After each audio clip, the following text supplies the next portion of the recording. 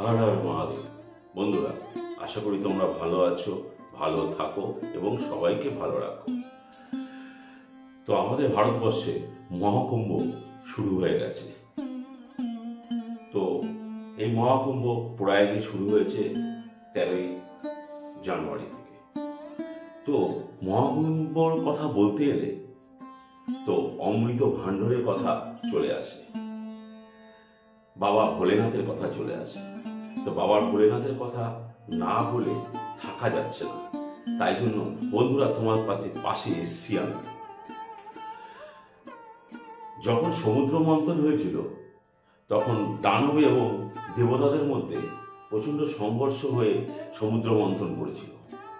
তা সমুদ্র মন্থন করতে গিয়ে বাসুকী নাগ হয়েছিল রশি, মান্দর পর্বত হয়েছিল সেই পর্বত, আর বিষ্ণু সেই কচ্ছপ অবতার ধারণ করেছিল। করে সেই সমুদ্র থেকে অনেক মূল্যবান জিনিস উঠে এসেছিল।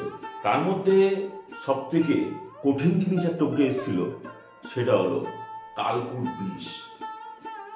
যে বিষ কেউ নিতে সেও রাজি হয়নি।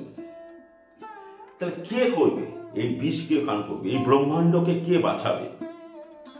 তখন সবাই বাবা ভোলেনাথের শরণাপন্ন হয়ে তখন বাবা ভোলেনাথ সেই বিষ, কালকুট বিষ, যাই ব্রহ্মাণ্ডকে পুরো শেষ করে দিত, কিচ্ছু থাকতো না, সেই বিষ সে তার কণ্ঠে ধারণ করে দিয়েছিল। সেই জন্য তাকে নীলকণ্ঠ মহাদেব বলা হয়। এবং মাতা পার্বতী সেই বিষ এখানে আটকে দিয়েছিল। তো এটা বলার একটাই কারণ হলো বন্ধুরা, যে আমরা সবাই কিন্তু অমৃত স্নান করতে যাচ্ছি, অমৃত স্নান। কিন্তু বিষ কিন্তু আমরা কিন্তু বাবার জন্যই রেখে দিয়েছি, বাবাই খেয়েছি, আর আমরা অমৃত লাভ করতে যাচ্ছি। কিন্তু বন্ধুরা, এই শুধু অমৃত লাভ যে আমরা করতে যাচ্ছি, নিজের মনটাকে কি অমৃত করতে পেরেছি? নিজের প্রাণটাকে কি অমৃত করতে পেরেছি? নিজের দেহটাকে কি অমৃত করতে পেরেছি? সেটা চিন্তা করেন তো। কোনোদিনই করতে পারিনি। যে আমরা যে হৃৎপিণ্ডটা ধূপ ধূপ করছে, সেটাই তো শিব। সেটাকে একবার পবিত্র করে দেখি না? সবার একটু ভালো করে দেখি না? সবাইকে একটু ভালোবেসে দেখি না? শিব তাতেই সন্তুষ্ট। শিব পূজা করলে সন্তুষ্ট না। আমরা যদি সব পাপ গুলোকে যদি মোচন করে যদি অমৃত স্নান করি, সেই অমৃত তাহলে আমাদের প্রাপ্ত হবে। কেউ যাচ্ছে ঘুরতে, চলো যাই অমৃত স্নান করে আসি, চলো যাই 3 সঙ্গমের স্নান করে, ত্রিবেণী স্নান করে আসি, চলো কিরকম ভিড় হয়েছে দেখে আসি, চলো ওখানে ভান্ডারা দিচ্ছে খাই, চলো নাগা সাধুদের গিয়ে দেখে আসি। বড় বড় ব্লগাররা চলে যাচ্ছে ভিউজ নেওয়ার জন্য। আরে আদরটা কি?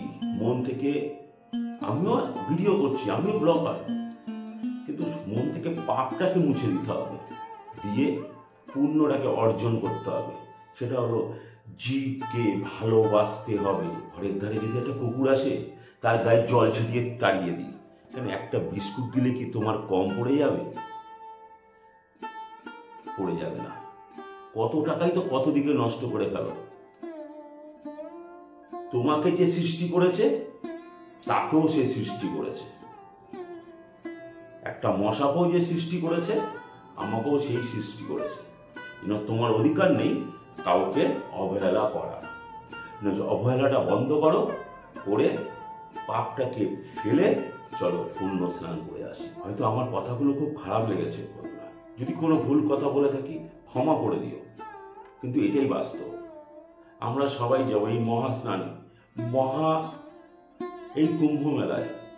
জানি এই জীবন দশায় আর কোনোদিনই পাবো না, আর জীবন পাবো কিনা তার নেই ঠিক। তো কুম্ভ মেলায় তো এই জীবনে পেয়েছি, মানে এটা সব থেকে বড় পুণ্য। এটা বাবা ভোলেনাথের কৃপা।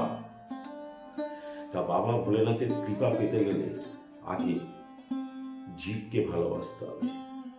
হিংসা, বিবাদ, লোভ, লালসা সবকিছু দূরে ফেলে দিতে হবে।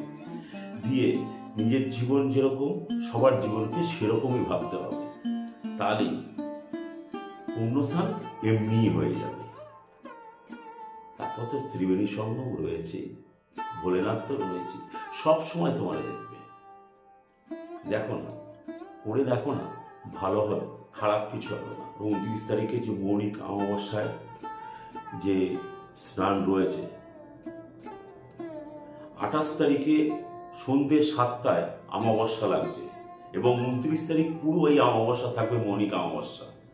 প্রথমে নাগা সাধুরা স্নান করবে, তারপরে আম জনতা যারা আছে মানে তারা গিয়ে স্নান করবে।